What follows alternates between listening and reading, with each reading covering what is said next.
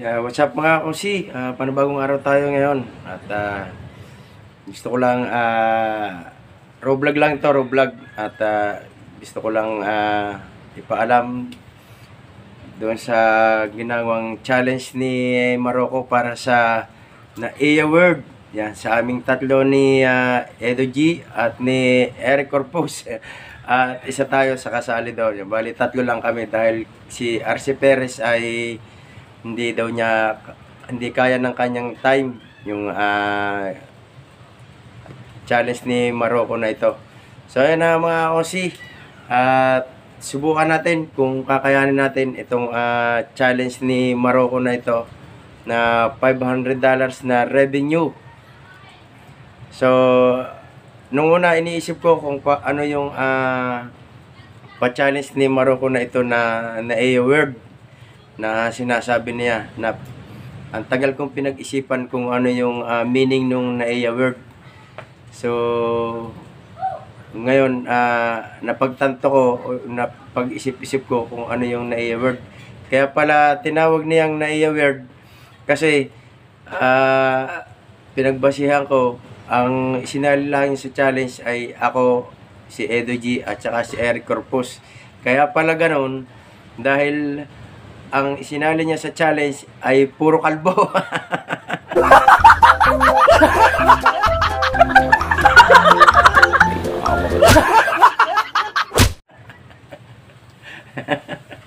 So, eto na. At siyempre, kailangan patunayan natin kung bakit tayo ay nakasali sa challenge ni Marocco ng NAIA World. Tadading!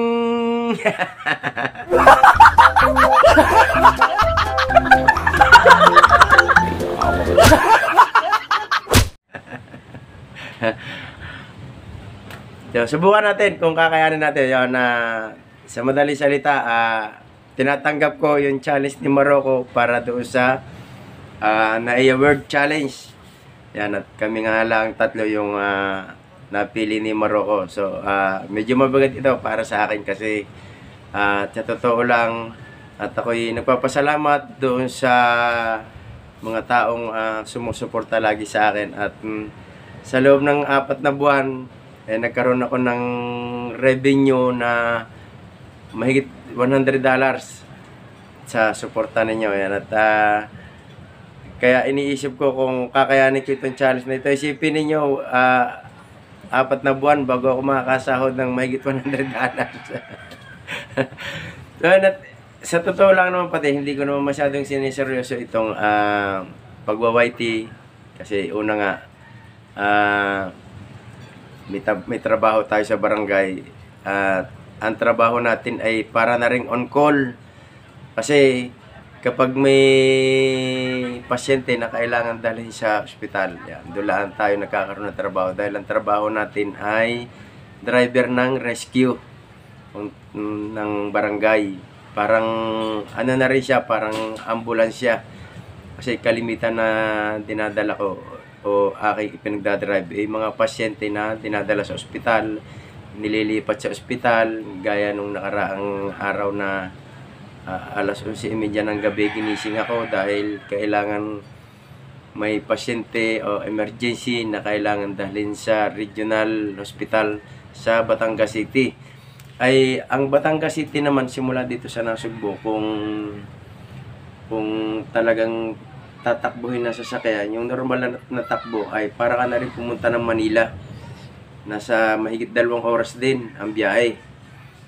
Kaya hindi basta-basta din yung pinagdalhan natin doon sa pasyente.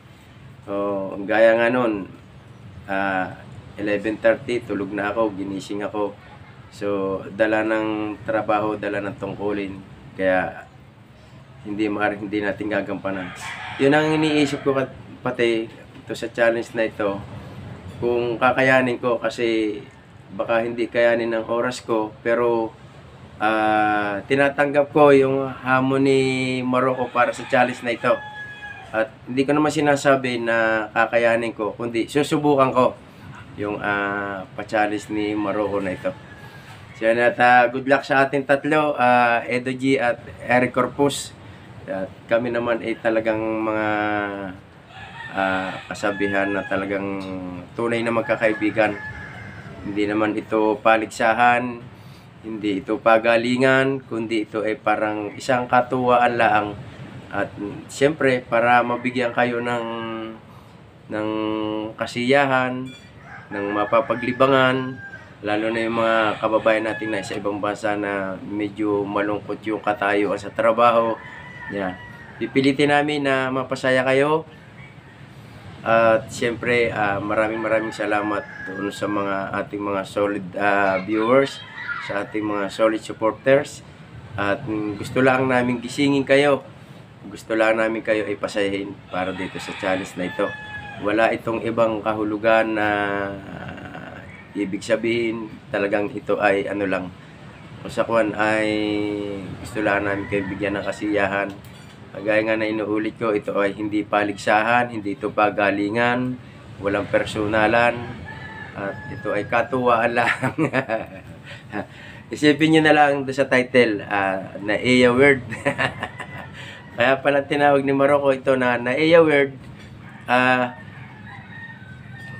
Ang aming ulo ay landingan na ng eroplano. Walang niya ka, Maroko. Talagang berde ang utak mo pagdating sa kalokohan. So, ayun, at gaya ng nasabi ko, maraming salamat ulit doon sa mga kaibigan natin dyan dito sa YT. At yan namang ibang mga naging kaibigan natin dito sa YT. Yan, at unti-unti na nating namimit ng personal.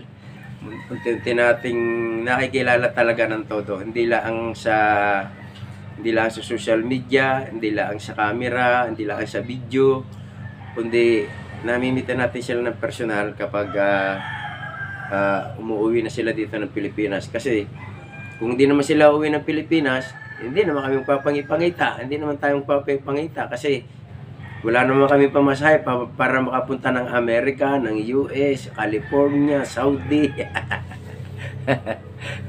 So, ayun, at gaya ng sabi ko kanina, ayun, at tinatanggap ko itong challenge ng Naiya Word. So, ayun, at abangan nyo na lang yung aming mga magiging vlog. At meron din kaming 1 hour na live na ibinigay ni Maroko. So, ayun. Thank you very much sa inyong lahat. At sana ay mabigyan namin kayo ng kasiyahan, mabigyan namin kayo ng kaligayahan at makabawas do sa inyong mga kaunting stress sa mga trabaho ninyo. Ayun, at hanggang dito na lamang. Bye-bye. Thank you. Thank you. Ang babait ninyo.